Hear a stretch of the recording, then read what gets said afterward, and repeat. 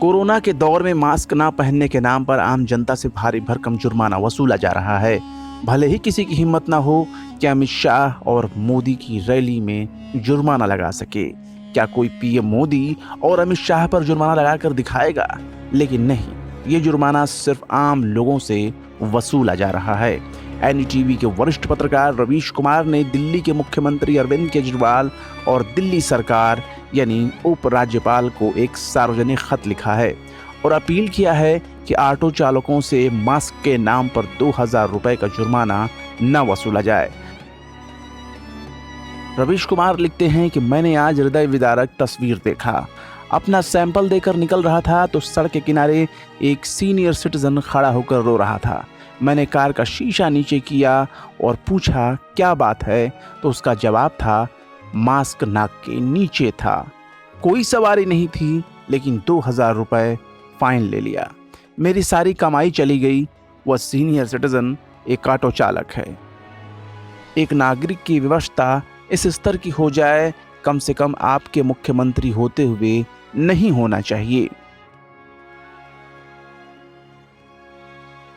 Auto चालक, रेहड़ी पटरी वाले क्या इतना कमाते हैं कि उनसे 2000 रुपए का जुर्माना लिया जा रहा है? क्या इस देश में कोई गृह मंत्री अमित शाह को मास्क ना पहनने पर जुर्माना लगा सकता है? अपनी साख को मिट्टी में मिला देने वाला चुनाव आयोग के अधिकारी इसकी कल्पना मात्र से ही रात भर सो नहीं पाएंगे कि रवीश कुमार ने इतना मुश्किल टास्क क्यों दिया। वैसे उनके बच्चे पूछते होंगे कि डैड, इलेक्शन कमिश्नर बनकर आप गृह मंत्री को फाइन नहीं कर पाए, क्यों? उनके बच्चे 20 साल बाद इस दौर के चुनाव आयोग पर जब रिसर्च पेपर पढ़ेंगे तो पता चलेगा कि दिल्ली में एक अदद फ्लैट और छोटी शान के लिए उनके पिताओं ने आयोग की कुर्सी पर बैठकर क्या किया था।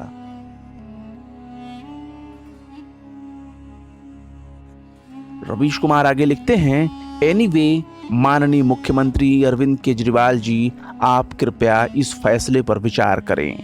आपकी राजनीतिक सफलता में ऑटो चालक का बड़ा योगदान रहा है। मुझे पूरा भरोसा है कि आप मेरे इस आग्रह पर विचार करेंगे कि रेहड़ी पटरी वालों और ऑटो चालकों से 2000 रुपए के जुर्माना वसूलने की प्रथा को समाप्त कर देंगे। अगर आपके पास ऐसा कोई अध्ययन है जिससे पता चलता हो कि मास्क ना पहनने पर लगाए गए 2000 रुपए के जुर्माने से मास्क पहनने का चलन बढ़ जाता है, तो कृपया करके हम सभी से ऐसी रिपोर्ट साझा करें।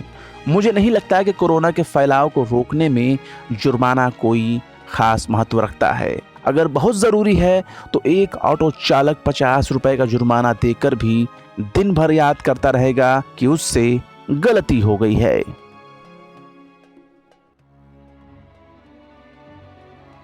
मैंने खबर पढ़ी, यूपी के मुख्यमंत्री ने फैसला लिया कि पहली बार मास्क ना पहनने पर 1000 रुपए का जुर्माना लगेगा, दूसरी बार पकड़े जाने पर 10,000। मुख्यमंत्री ने ही आइसोलेशन के नियमों का पालन नहीं किया।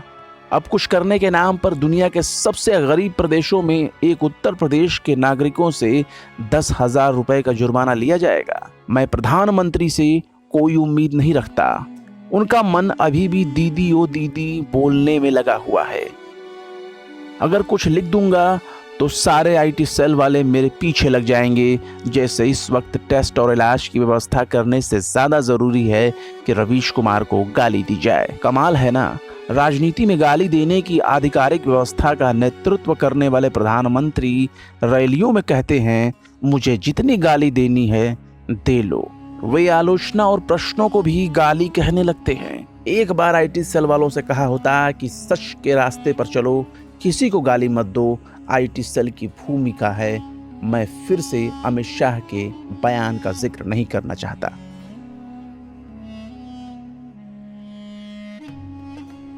लखनऊ यूपी की राजनीति का केंद्र है। लखनऊ से जो खबरें आ रही हैं वह भयानक हैं। लखनऊ लाशों की गंध से भरा है। यूपी में 10,000 रुपए का जुर्माना लगाए जाने से बेहतर ये बताया गया होता कि दुनिया के कई देशों के बराबर यूपी में सरकार ने पिछले 1 साल में कितने RT-PCR जांच केंद्र बनाए हैं। सरकार ने ये काम क्यों नहीं किया? जज अपनी पत्नी के लिए अस्पताल की व्यवस्था नहीं करा पा रहे हैं। यूपी के कानून मंत्री पद्मश्री और लखनऊ के इतिहासकार योगेश प्रवीण के लिए एम्बुलेंस की व्यवस्था नहीं करा पाए। ऐसा नहीं कि दूसरी सरकारों के यहाँ व्यवस्था बहुत बेहतर है, मैं कांग्रेस के सरकारों की भी बात कर रहा हूं। दिल्ली में भी निजी जांच केंद्र 5-5 दिन बाद सैंपल लेने का टाइम दे रहे हैं। जहां सबसे अच्छी व्यवस्था थी वहां ये हाल है। जहां कोई व्यवस्था ही नहीं थी वहां क्या हाल होगा आपको बताने की जरूरत नहीं है। एक बार फिर आपसे आग्रह करता हूं कि आप गरीब नागरिक और दिहाड़ी कमाने वालों से 2000 रुपए का जुर्माना ना वसूलें। कोशिश कर देख सकते हैं कि क्या कोई दूसरा तरीका है कि मास्क ना पहनने वालों को लगातार जागरूक किया जा सके। पता नहीं क्यों मुझे लगता है कि फाइन से कुछ नहीं होता, फिर भी आप एक बार विचार करके देखेंगे। एक बात और, मैं कहना चाहता हूं कि भारत का हर नागरिक मेरी इस बात को अपने घरों में लिख कर रख ले। आपसे भी चाहता हूं कि आप मेरी इस बात का प्रचार करें, अगर आपको सही लगता हो तो।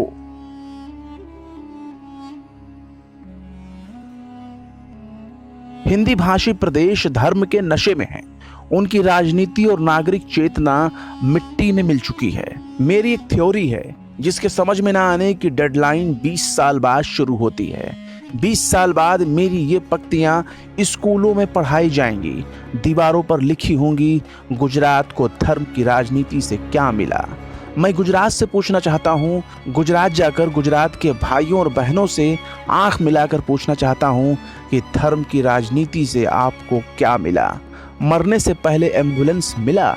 मैं जानता हूं जो लोग अस्पताल में अपनों को भर्ती नहीं करा पा रहे हैं वो भी मेरी बात नहीं समझ पाएंगे, फिर भी जनता को जानना जरूरी है।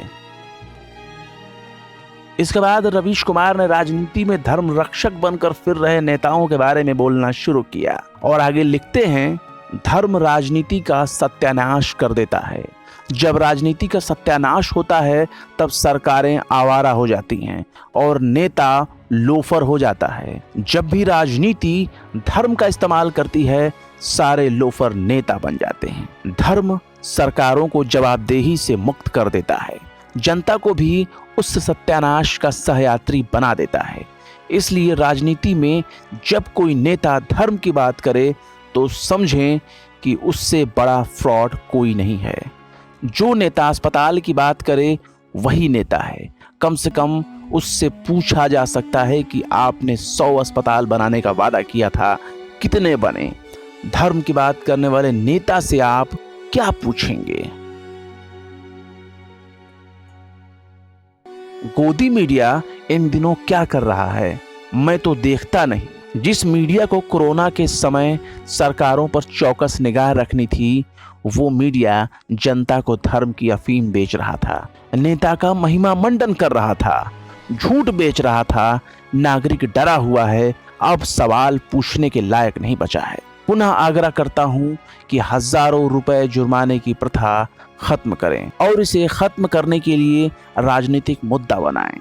अंत में रवीश कुमार ने अपना वही पुराना सिग्नेचर लिखा है और लिखा है, रवीश कुमार दुनिया का पहला 0 TRP एंकर।